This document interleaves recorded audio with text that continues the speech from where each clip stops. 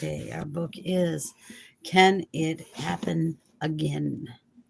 Chronicles of the Holocaust.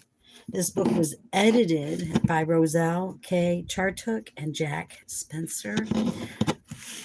It is made up of eyewitnesses' accounts and articles by Robert Ardrey, Lucy Dowadowitz, Anne Frank, Aldous Huxley, Thomas Kinley, Primo Levi, George Orwell, William L. Schreier, B.F. Skinner, Albert Speer, Art Spiegelman, Eli Wesley, and I can't read this last one, Yevgeny, Yevgeny,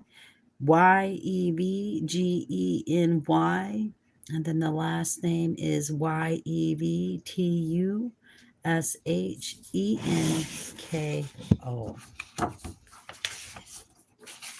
Chronicles of the Holocaust. Can it happen again? The acknowledgement. This anthology is being reissued at a time when teaching about the Holocaust has become an integral part of curricula around the country, and at a time when the media have brought this subject into the living rooms of America. When the original edition of the book was published in 1978, however, there had not yet been widespread dissemination of information on the subject. There was not yet a National Holocaust Museum or memorials in cities large and small, not yet a Spielberg movie based on a Kinley book about a righteous Gentile named Oskar Schindler, not yet a proliferation of novels and memoirs about the Holocaust. In 1978, this anthology was, in its own small way, a pioneering effort. The book was welcomed at that time by thousands of readers, as well as by teachers anxious to incorporate the subject into their courses. And during the time when the book was no longer available, many people repeatedly asked for it and tried to locate copies.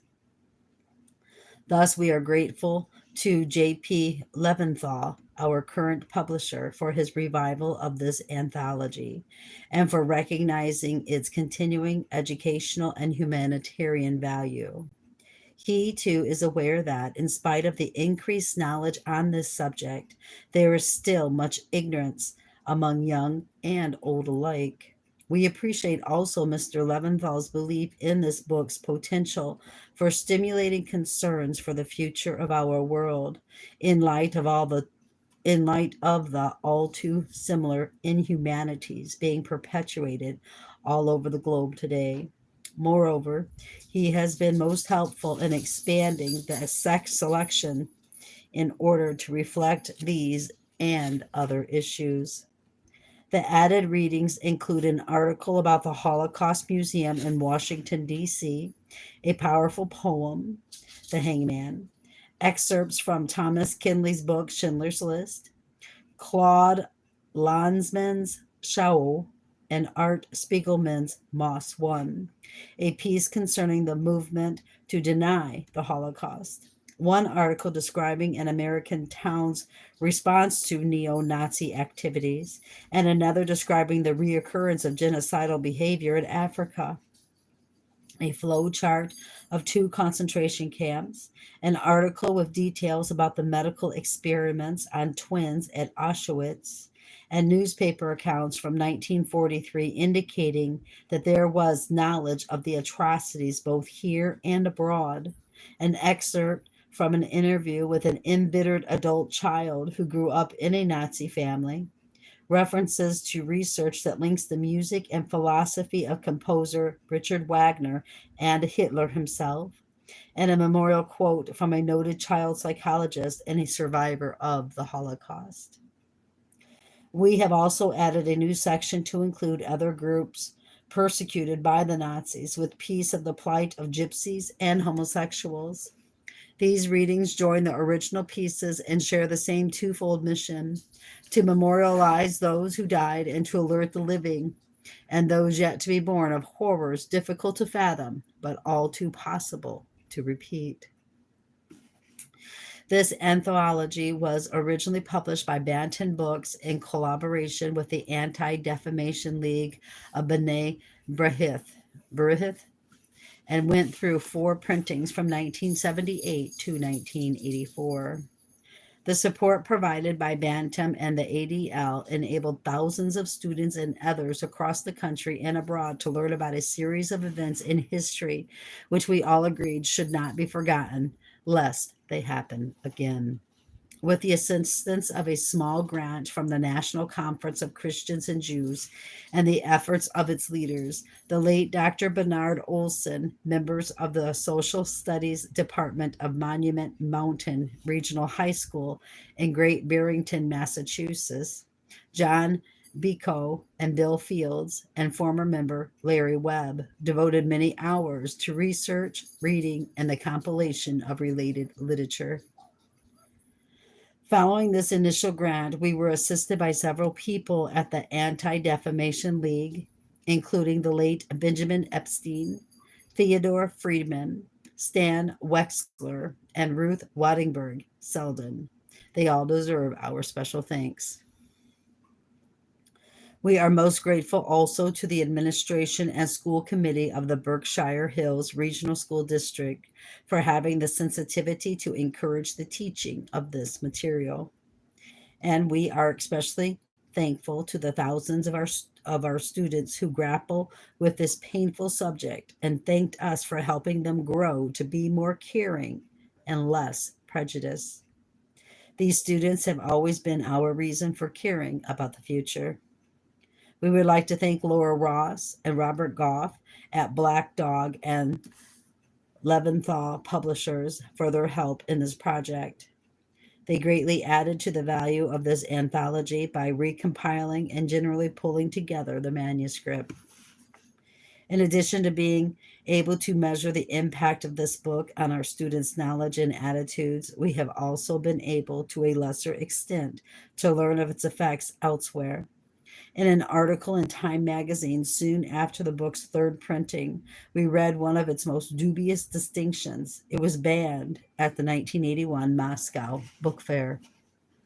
Finally, we know that all who contributed to this publication feel as we do about the importance of bringing the subject of the Holocaust out in the open for discussion and debate. More than any other subject, the Holocaust teaches us not only about human nature and history, but more important, about ourselves. Roselle K. Chartock, Jack Spencer. We dedicate this book to all those people, living and dead, whose lives were forever defined by this event. Introduction. If we are to learn from history how to improve the quality of human life, then we must examine both the positive and negative chapters in human history. The readings in this anthology have been excerpted from more than 100 primary, first-hand, and secondary sources so that the reader can begin to learn about the Nazi Holocaust, an example of a negative chapter in history that remains unparalleled. Genocide and racial persecution have always been a part of the past, but never before the Holocaust was such persecution. But never before the Holocaust was there such persecution practiced on so large a scale or with such calculated cruelty. The term Holocaust is formally defined as the complete destruction of people and animals by fire, and has come to refer specifically to that destruction which was perpetuated on the Jews of Europe during World War II. How could the Holocaust have happened? Is the question immediately asked by someone who has just confronted the facts of this grotesque picture of man's inhumanity to man. There are no easy answers to the question of why 6 million Jews and 6 million non-Jews were systematically slaughtered in Nazi Germany and elsewhere under the leadership of Adolf Hitler. Nor are there simple answers to the other complex questions raised by this historical phenomena, which defies comprehension. Questions such as, who were the dead? Why were they killed? Had they tried to escape? Who are the murderers and their accomplices? How could they commit such acts? What makes some people resist and others obey authority? What would I have done under similar circumstances? Could such a thing happen here or anywhere again?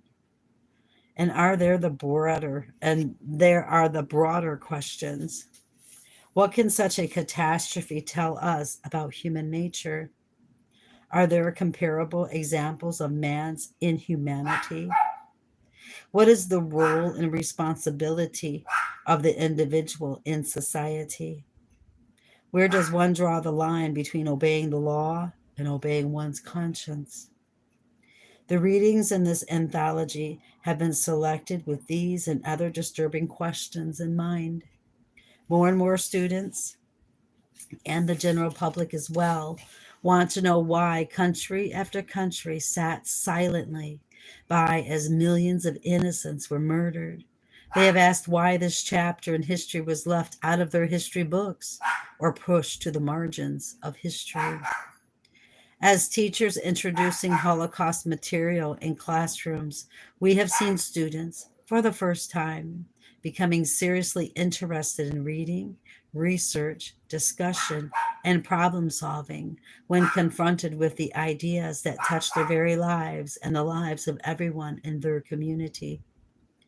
For example, haven't we all had to deal at some time or other with the issues of tolerance and intolerance, obedience and resistance to authority, conformity and individualism, freedom and the repression of freedom, and of course, good and evil on several levels within our families, in our roles as citizens of a free country and as citizens of the world? In addition, we are constantly facing questions of morality, of what is the right or the good thing to do in a given situation. Our moral dilemmas obviously don't deal with whether or not to disobey the law by hiding a Jew from the Nazis, a question many Germans faced. Instead, we may have to decide if we'll refuse to pay taxes, which we know are going to finance a war we can't morally support, or if we'll speak out against our country's contributions to a totalitarian government, or if we'll do business with a known racist in our community. We may not have to decide whether to obey an authority figure or persuasive as Hitler, but don't all of us have to deal with authority figures? As students, we are often in conflict with parents and teachers. As employees, we must decide how to react to the orders of employers, local officials, even doctors, and others whose services we depend on. Thus, a study of the Holocaust goes beyond the specific events of the time period, 1933 to 1945, by relating these events to the universal and timeless issues of society. By tackling both the unique and universal aspects of the Holocaust, the reader can grapple with a microcosm of history. In seeking resolution to the difficult, often unanswerable dilemmas raised here, it becomes necessary for the concerned student and citizen to bring to bear on these inquiries as much information as possible from such diverse fields of knowledge as philosophy, literature and poetry, religion, psychology, government, geography, and science. The readings herein are taken from every one of these fields, thus enabling one to see how differing issues actually interrelate. How, for example, an economic depression relates to the generating of fear, prejudice, and eventually violence. By linking these excerpts together, there evolves a cohesive foundation for answering the question, how could the Holocaust have happened? No doubt many people will ask while reading this material, why is it necessary to paint for the public such a bleak picture of humanity? Isn't it best to sweep this part of history under the rug and forget about it? It is our emphatic belief that we cannot forget about the Holocaust for our own sake and the sake of generations to come. Philosopher George Santayana wrote, "Those who do not remember the past are condemned to relive it. It is only through an exploration of both the positive and negative chapters in world history that we can ever expect to learn from the past. What lessons will be gleaned from these selections will depend both on what the reader brings to this anthology and the desire of the reader to discover the truth about himself and the world. There is, however, one idea all will readily grasp from a study of this subject, that the courage and morality of a society are constantly on trial, and in a crisis, society is often tested to its limits. One student, after being asked if events surrounding the Watergate burglary could ever lead to something of Holocaust proportion, answered, "Could be. Maybe it wouldn't be the Jews again. Maybe it would.